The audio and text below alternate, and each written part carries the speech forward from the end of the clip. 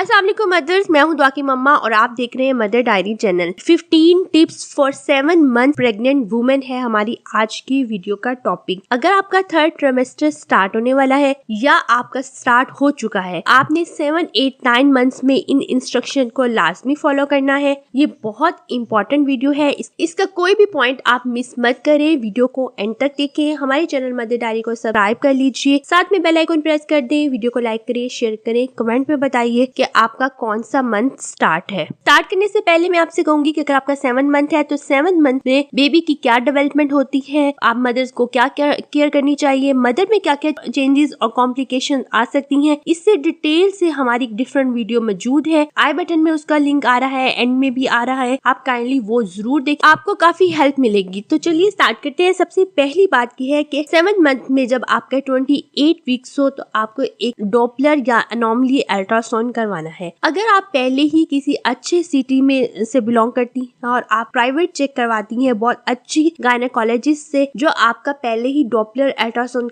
करती हैं, तो ऐसे में आपको जरूरत नहीं। लेकिन अगर आपकी प्रीवियस हिस्ट्री में कोई कॉम्प्लिकेशन है, आप में या आपके बच्चे में कोई कॉम्प्लिकेशंस रहे हैं या आपकी प्रीवियस हिस्ट्री में कोई भी प्रॉब्लम रही हो, तो आप ये एक अल्ट्रासाउंड करवाएं। इस अल्ट्रासाउंड से आपकी जेंडर भी कंफर्म होगी, के अलावा आपकी बेबी की टोटल डेवलपमेंट क्या है, उसका ब्रेन, उसकी नर्व्स, उसकी बोन्स, उसका लिप, उसके हैंड्स, फुट और उसकी पूरा बॉडी स्ट्रक्चर जो है सारा आपको पता चल जाएगा कि आपका बच्चा फिजिकली फिट है, कोई प्रॉब्लम, कोई कॉम्प्लिकेशन आप में या आपके बच्चे में है या नहीं, आपके बच्चे की पोजीशन क्या है, आपका जो है वो पानी जो है वो पूरा है, कम है, ज्यादा है, जो भी डिटेल है वो आपको सारी की सारी मिल जाएगी इस अल्ट्रासाउंड के थ्रू। नंबर 2 टिप इंतहाई इंपॉर्टेंट है और शायद ही पहले किसी ने आपको इस तरह से गाइड किया हो। प्रेगनेंसी के बाद जब बच्चा पहली बार पैदा होता है तो मदर फीड लाजमी है। मदर फीड इंतहाई इम्पोर्टेंट है और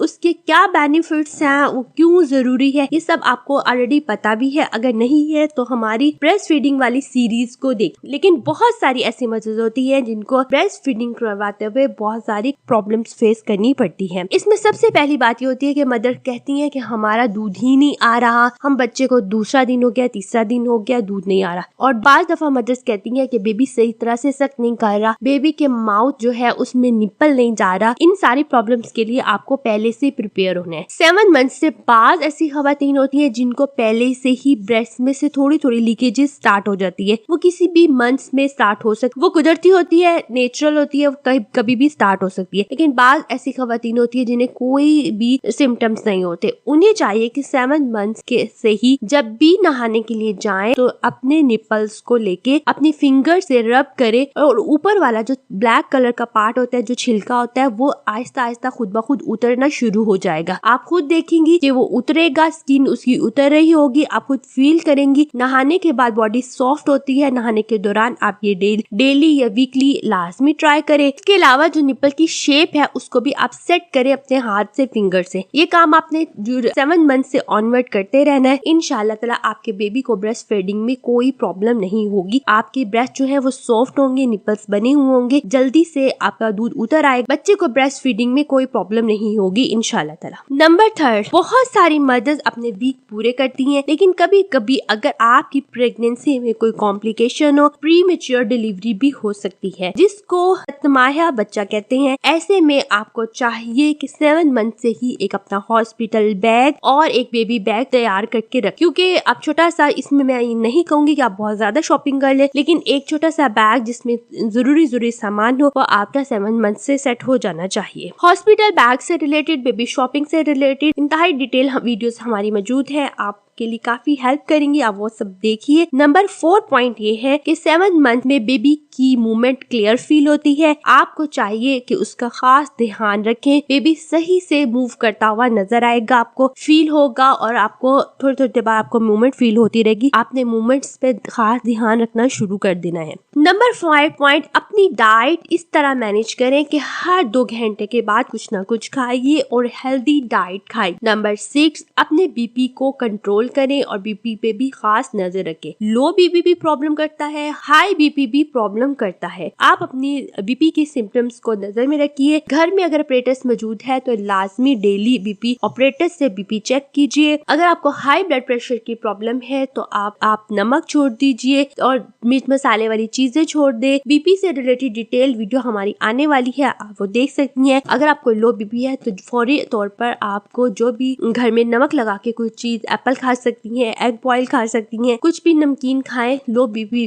भी सेट हो जाता है। लेकिन हाई बीपी और लो बीपी बहुत ज्यादा कॉम्प्लिकेशन क्रिएट कर सकते हैं, इसलिए आपको मॉनिटर करना बहुत जरूरी है। नंबर 7, अपना HP टेस्ट लाजमी करवाइए। अगर आपकी नॉर्मल HP 12 है, अगर आपका 10 से कम है, आपको आयरन डेफिशिएंसी है, तो आप क्या करना है कि फौरी तौर पर ऐसी चीजें अपने डाइट में ऐड करें जिससे आपका HP इंक्रीज हो। इसके लिए ये है कि आपको अगर बहुत ज्यादा कम है, 8 है, 7 है, डॉक्टर आपको रिकमेंड करती हैं कि आप आर्टिफिशियल जो बॉटल्स हैं वो लगवा लीजिए। नीलोफर की बोतल होती है और बहुत सारी होती है, इंजेक्शन होती है। तो उस कॉस्ट को बेयर करने के बजाय आप क्या करें कि आप अपनी डाइट में वो सब चीजें ऐड करें। वैसे तो हमारी हर चीज से रिलेटेड डिटेल वीडियो मौजूद है कि अगर आपका HP कम है तो आपको क्या क्या डाइट लेनी चाहिए, आप वहाँ पे भी देख सकती हैं। लेकिन आप एप्पल का जूस बहुत ज्यादा पिए, काले चने बहुत ज्यादा इस्तेमाल करें, चाहे बॉईल करके चाहे डेली बेसिस पे काले चने, रेड लोबिया, इसके साथ साथ बीट,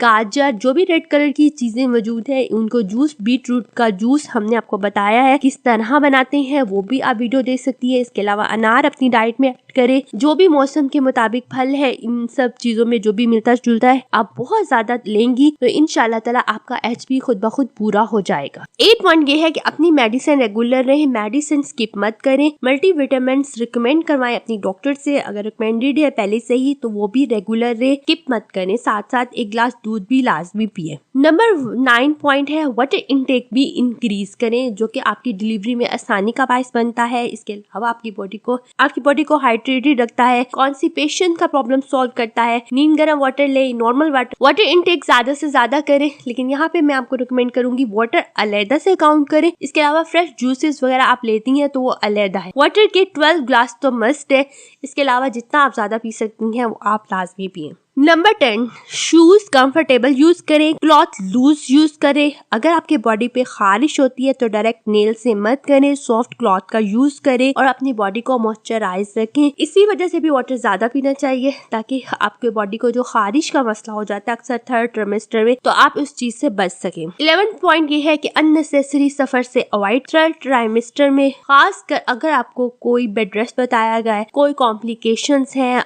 अगर आपको वजीना में स्टिचेस लगे हुए हैं या कोई ऐसी कॉम्प्लिकेशन पहले से बताई हुई है तो आपको सफर से लाजमी अवॉइड करना चाहिए। 12 पॉइंट ये है कि 7 मंथ में वीकली बेसिस पे अपनी पर्सनल केयर करें, अनवांटेड हेयर क्लीन करके रखें, अपनी बॉडी को क्लीन करके रखें। अल्लाह ना करे खुदा ना खास कभी भी आपको किसी भी मेडिकल इमरजेंसी की सूरत में डॉक्टर के पास विजिट करना पड़ सकता है। और ये जो सारी टिप्स हैं ये ना सिर्फ 7 मंथ है बल्कि 8-9 मंथ के लिए भी जरूरी है। बॉडी में किसी भी चेंजेस की सूरत में अगर आपकी ब्लीडिंग हो, अगर आपको अनबियरेबल पेन हो और पेन लगातार हो, पेन लाजमी होती है। 7-8-9 में आपको मुख्तलिफ किस्म लाजमी होती है। 7-8-9 में आपको मुख्तलिफ किस्म की पेन रहती हैं, लेकिन वो नॉर्मल होती हैं। मैं यहाँ पे जो पेन कह रही हूँ वो अनबियरेबल पेन है। खुदा ना खास्ता वाटर बैग आपका लीक हो गया या तकरीबन 6 घंटे तक आपने बेबी की कोई मूवमेंट्स फील नहीं की, ब्लड प्रेशर बहुत ज्यादा है और कम नहीं हो रहा, और कोई भी ऐसे सिम्टम जो कि पहले आपके नहीं थे वो अब है, जैसे बॉडी पे सूजन हो जाना और बहुत ज्यादा हो जाना। अगर आंखों के गिर्द सूजन है, चेहरे पे ज्यादा सूजन हो रही है तो ये अलार्मिंग सिचुएशन है। ऐसी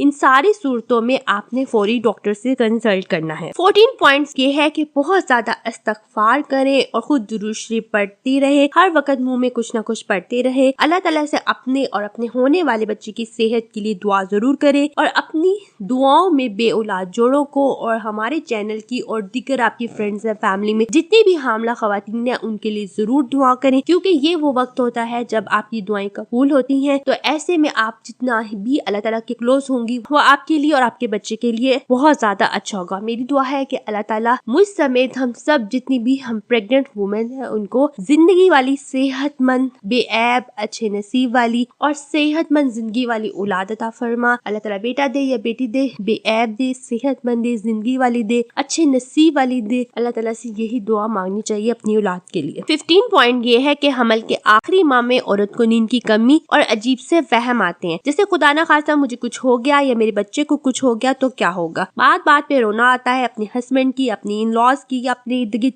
जो भी लोग हैं उनकी छोटी छोटी बातें फील होती है। कभी गुस्सा आता है, कभी सब कुछ नॉर्मल हो जाता है। ये कैफियत हर औरत के साथ होती है और इस तरह के शैतानी वसवसों से बचने के लिए और बेसकूनी से बचने के लिए एक तो खुद को ज्यादा से ज्यादा ज़हनी तौर पे और जिस्मानी तौर पे मसरूफ रखे और दूसरा अल्लाह ताला का जिक्र करते रहे। कुछ ऐसा पढ़े, कुछ ऐसा देखे जो मोटिवेशनल हो, बुक्स रीड करे, पॉजिटिव थिंकिंग रखे, तो इंशाल्लाह ताला आपको इस प्रॉब्लम से निजात मिल जाएगी। पॉजिटिव चीजें देखिए, नेगेटिव चीजों से खुद को दूर रखे, इंशाल्लाह ताला आप इस प्रॉब्लम से खुद को निकाल लेंगे। ये नॉर्मल है, ये हर औरत के साथ होता है, सिर्फ आपके साथ नहीं। हर प्रेग्नेंट वुमेन इस फेज से गुजरती है और आपको पता है दुनिया में हर 1 मिनट या 2 मिनट के बाद एक बच्चा डिलीवर हो रहा है। तो अल्लाह ताला के हाथ में जिंदगी है, मौत है, तो ऐसा कुछ नहीं है। आपको हमेशा पॉजिटिव सोचना है, अल्लाह ताला का शुक्र अदा करना है और नेगेटिव थॉट्स को अपने से दूर रखना है। तो ये हमारे इंपॉर्टेंट पॉइंट्स है। अगर आप चाहती हैं कि 7th मंथ में आपके बेबी की ग्रोथ कैसी हो और आपकी मदर्स की पूरी बॉडी में क्या चेंज आती है और 7 मंथ्स की और मजीद जो केयर्स हैं वो ऑलरेडी हमने एक वीडियो में डिस्कस की हुई है, तो काइंडली आप वीडियो जरूर देखिए। इस वीडियो के नीचे कमेंट में बताइए कि आपका कौन सा वीक चल रहा है और अभी तक आपने कितने अल्ट्रासाउंड करवाए हुए हैं। तो ये थी, कमेंट में बताइए कि आपका कौन सा वीक चल रहा है और अभी तक आपने कितने अल्ट्रासाउंड करवाए हुए हैं। तो ये थी हमारी 7 मंथ से रिलेटेड डिटेल वीडियो। अगर आप प्रेग्नेंट है, आपका 3rd ट्राइमेस्टर है, तो हमारी 3rd ट्राइमेस्टर से रिलेटेड, 7, 8, 9 मंथ से रिलेटेड और 9 मंथ में लेबर पेन से रिलेटेड, इसके अलावा सी सेक्शन से रिलेटेड, हर चीज से रिलेटेड डिटेल वीडियोस मौजूद है। इन वीडियोस के थ्रू आपको बहुत ज्यादा हेल्प मिलेगी और आपको बहुत सारी स्टेजेस को समझने में आसानी होगी। अगर आप हमारे चैनल पे पहली बार आई हैं तो हमारे चैनल को सब्सक्राइब कर लीजिए, साथ में बेल आइकन प्रेस कर दें, वीडियो को लाइक करें, शेयर करें। कमेंट में बताइए कि आपका कौन सा मंथ चल रहा है, आपने कितनी बार अल्ट्रासाउंड करवाए हैं और अगर आपको जेंडर बता दी है डॉक्टर ने तो क्या बताई है, ये भी कमेंट में बताइए। अपना बहुत ख्याल रखिएगा, हमें अपनी दुआ में याद रखिएगा। अल्लाह हाफिज।